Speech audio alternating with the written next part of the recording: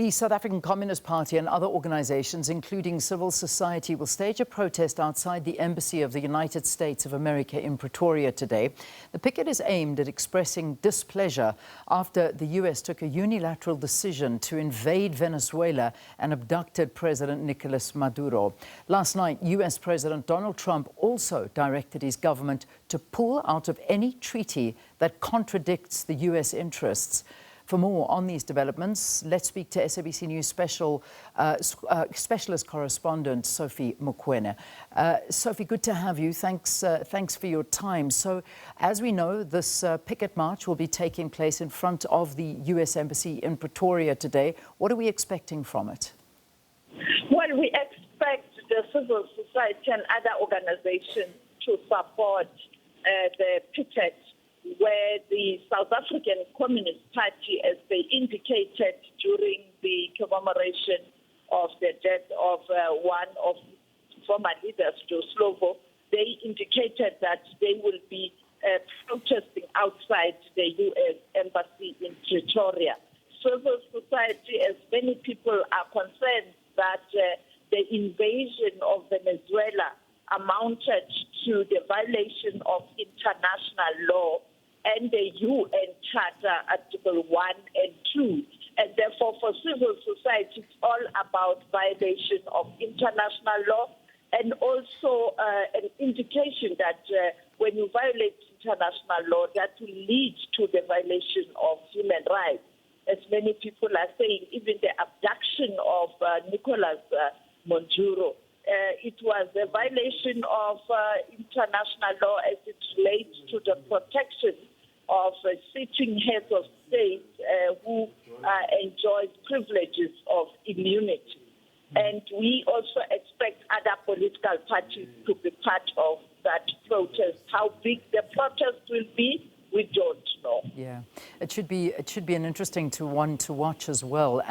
But I think the big story that I'd like to focus on a little bit now, which is what came through this morning, is the U.S. saying its withdrawal from a lot of treaties. I think we're looking at about 66 different treaties that contradict U.S. interests. The White House has released a statement. They have mentioned a few of them. Perhaps maybe you can talk to us about this and, you know, the implications with this withdrawal of finances to such important ones. And the one notably, I think, to look at is those obviously talking about climate change. Well, of course, as you pointed out, these are 60 points, quite a long list that one can finish in a short space of time. But I think the list will be available on SABC News website. But I think of interest is all agreements that are related to climate change, whether reducing carbon emission. And it is no surprise that many of these are related to climate change because you know that when President Trump took office last year, he signed an executive order pulling out of the Paris Climate Agreement. And therefore, with him powering ahead in terms of drill, baby drill, which is a term or a slogan that speaks to using of fossil fuel, and him going after countries that are oil producing, it's an indication that he really wants to use fossil fuel to power the energy and also to make resources for the U.S., as we saw with Venezuela, him announcing that Venezuela will send 30 to 50 million barrels of oil, quality oil, to the U.S., and U.S. will sell that the products and also share money with Venezuela. And the other important issue, they relate to peace, maintenance of peace, pulling out of the peace fund. The peace fund is an important resource, particularly for countries that are in conflict. This money, you use it to deploy peacekeeping missions and also to address challenges of peace, particularly the continent of Africa. It is going to suffer. And also the research program. This will affect the world because, you know, there's always collaboration at universities for research. South Africa was working with universities in the United States of America on many research and has related programs.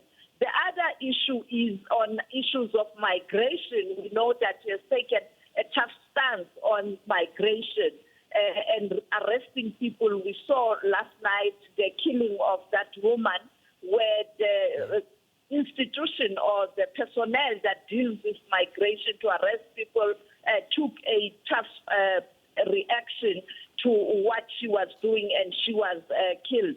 Another important issue, I think, is to note that he will also be withdrawing from many agencies of the United Nations, including Habitat, where you deal with human settlement, issues of trade, population, water, and therefore there's a lot, including withdrawing from the terror program, combating terror.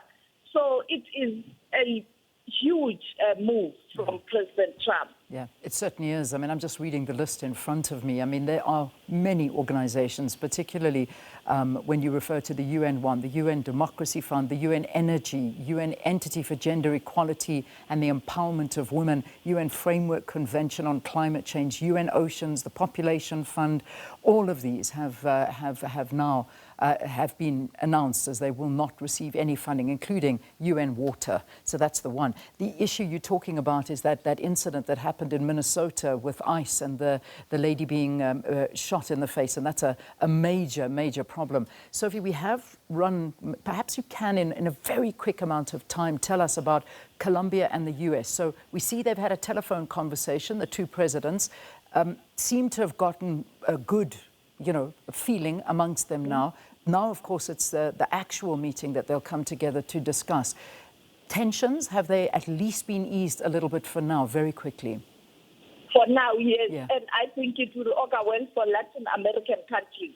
The other issue maybe to point is Secretary of State Marco Rubio will be traveling to Denmark to engage Denmark on the Greenland matter, which is controversial.